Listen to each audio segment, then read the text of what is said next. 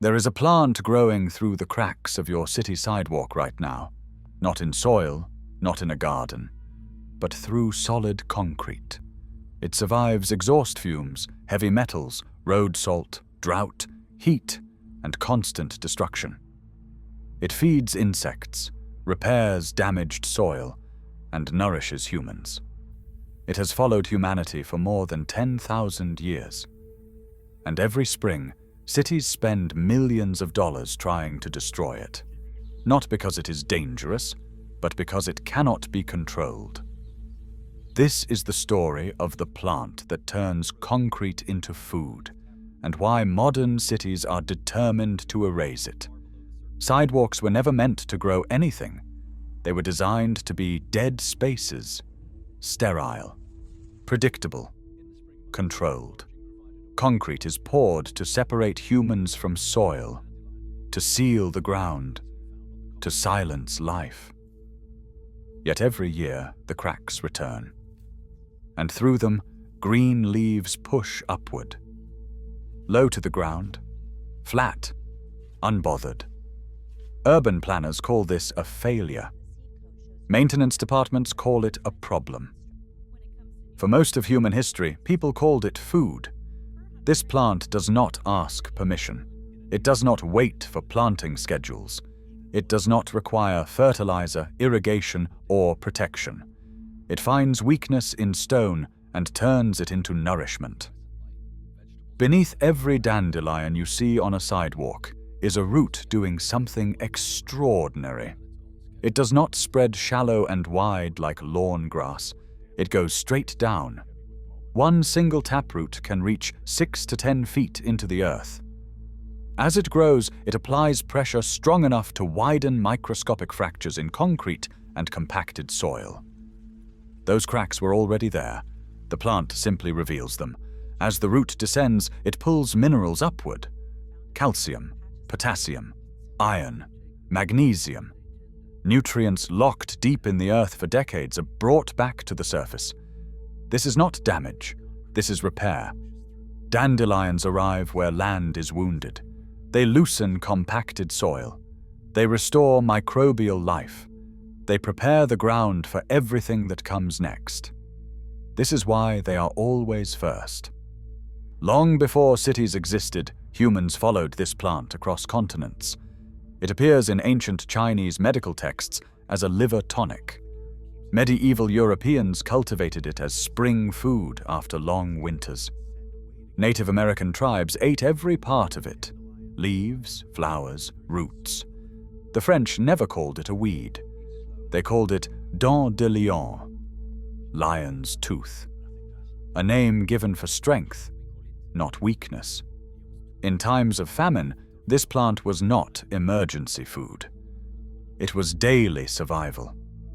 The leaves were eaten fresh or cooked. The roots were dried and roasted. The flowers were fermented, fried, or used as medicine. Every part was useful. Nothing was wasted. Modern laboratories later confirmed what ancient people already knew. Dandelion leaves contain more calcium than kale, more iron than spinach, high levels of vitamin A, vitamin C, and vitamin K. Potassium for the heart. Inulin, a prebiotic fiber that feeds beneficial gut bacteria. And unlike industrial food, this nutrition requires nothing in return. No fertilizer, no pesticides, no irrigation, no packaging, no transport, no refrigeration. It grows exactly where humans live. So why is it treated like an enemy? Modern cities depend on visual control. Perfect lawns, clean sidewalks, uniform surfaces. Life growing where it was not planned is seen as disorder. Dandelions break the illusion. They reveal soil beneath concrete. They expose cracks in infrastructure. They remind us that control is temporary. So cities respond the only way they know how. They spray. Municipal budgets spend millions every year on herbicide programs. Sidewalk spraying, park spraying, roadside spraying. The chemicals are labeled cosmetic, low toxicity, targeted use. But the goal is not safety. The goal is obedience. Dandelions return after spraying. They adapt. They grow back stronger. Each spray teaches resistance.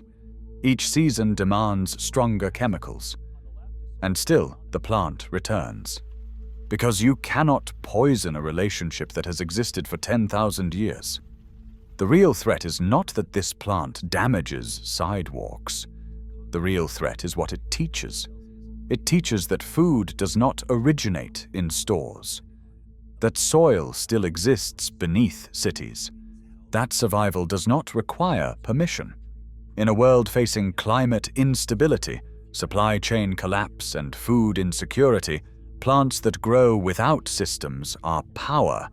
That is why they are erased early, quietly, systematically. But something interesting happens when spraying stops. Where dandelions are allowed to grow, pollinators return. Soil absorbs rain instead of flooding streets. Urban temperatures drop. Micro-ecosystems form. Other plants follow. The dandelion does not dominate. It prepares. It heals damaged land and then steps aside. Concrete cracks become ecosystems.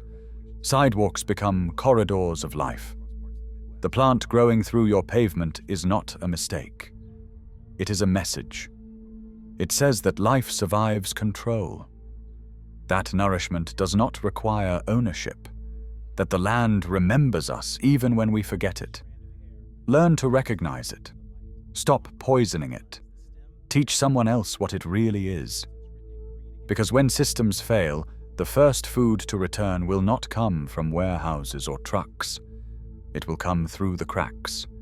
If this knowledge changed the way you see the ground beneath your feet, stay with us. More vaults are opening soon.